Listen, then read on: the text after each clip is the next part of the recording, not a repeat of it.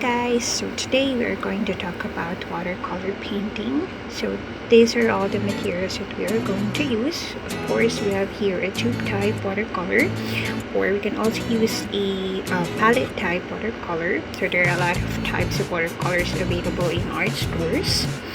For the brush, I normally just use one type of brush. So it's a soft rounded brush with a pointed tip and some pencil for drafting, and I'm also using this click type eraser, so it's ideal for watercolor because it does not ruin the paper surface. Some watercolor paper, and I also prepared 2 glasses of water here for color diffusing and for brush cleaning.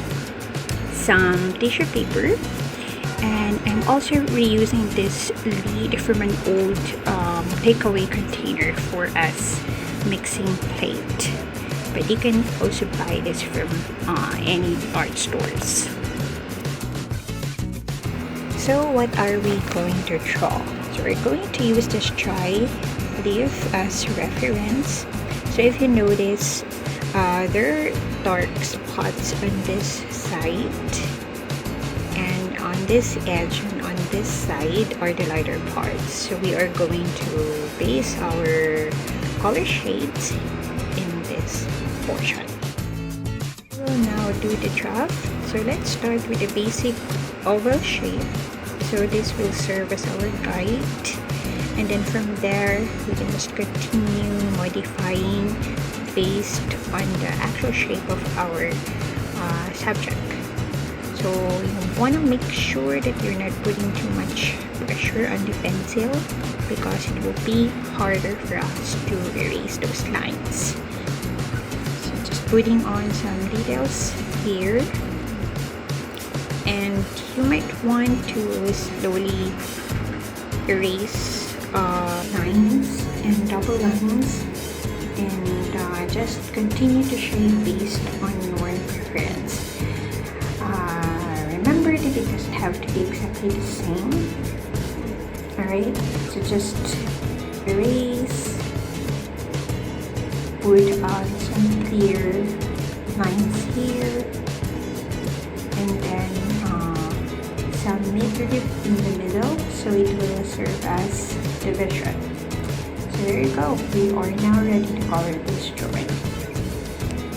Alright, so we are on to the next step, which is coloring. So I have here 3 shades of brown.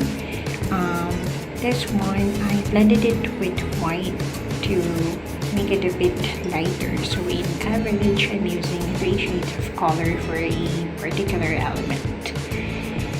So I'm just preparing some brush and water here. So to start, we are going to apply the wet and dry technique. You will see this one. So it's simply applying wet paint directly onto the dry paper. So it gives the brush more control. And I normally use the lightest shade first. There we go. And then you might want to put on some darker shade, especially on the edge, to emphasize the shape of the leaf. And then you will notice that the color will slowly disperse throughout the areas with water. There you go. So just continue putting some darker color on the edge and on this part as well to emphasize the fold. So just make sure not to put too much water, because it will ruin the paper. So just to continue coloring the sides, like on this part, it's a bit darker, so you might want to put on some color on this portion.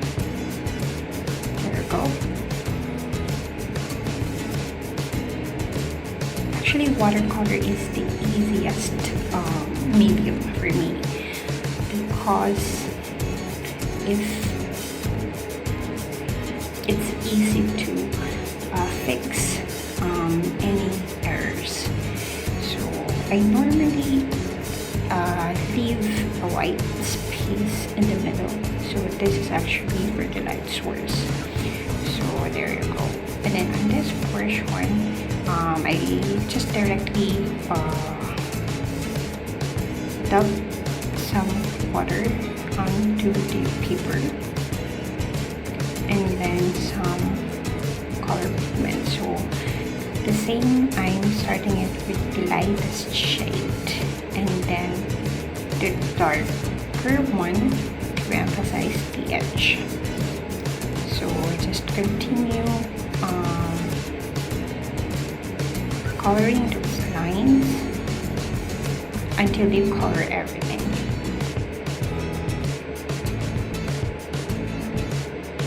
There you go.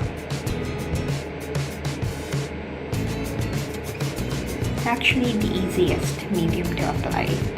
You just need to practice. There you go.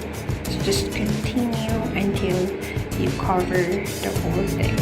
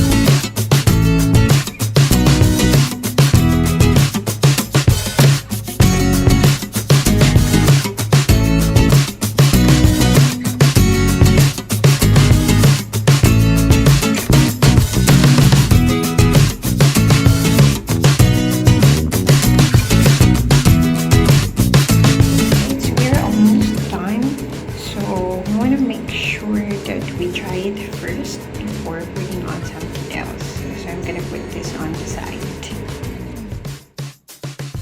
Alright, so it's all dry up now. So it's time to put on some details. So let's start off with something nice in this side.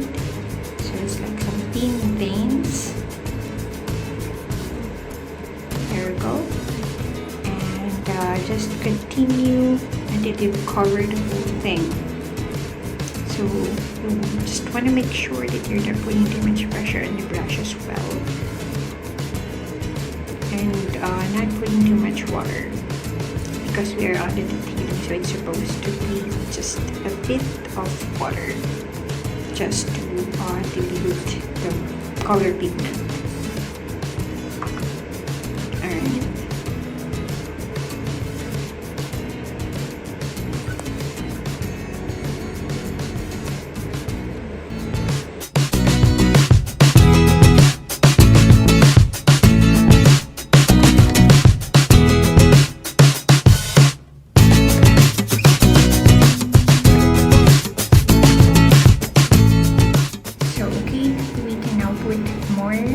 Details here, like thin veins in between these little lines.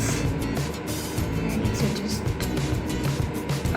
cover the whole thing, and want to make sure that we are not overdoing this.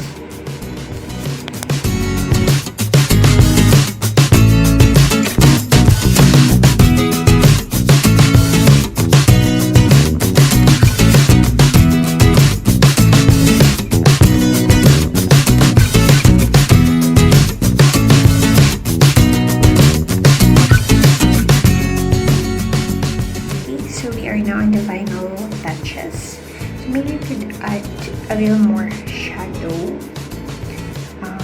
It's actually very important as it gives a 3D look and it makes the drawing more lively. So you can just dab a bit of dark brown here and there, especially on the edges, until we are satisfied. So I guess we are done here. Painting is actually one of the best at least in my case. And it allows you to be more imaginative. And also remember that all drawings are work of art and unique. So it doesn't have to be exactly the same as your subject. It doesn't have to be realistic. It doesn't have to be perfect. It's also a helpful skill if you're into crafting or DIY. So whenever you have time, I encourage you to practice more.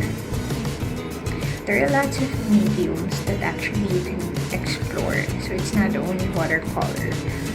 So there's colored pencil, wash paint, acrylic, oil, markers, even pens. You can use pens. So yeah, I hope this video has inspired you to paint more. Thank you for watching.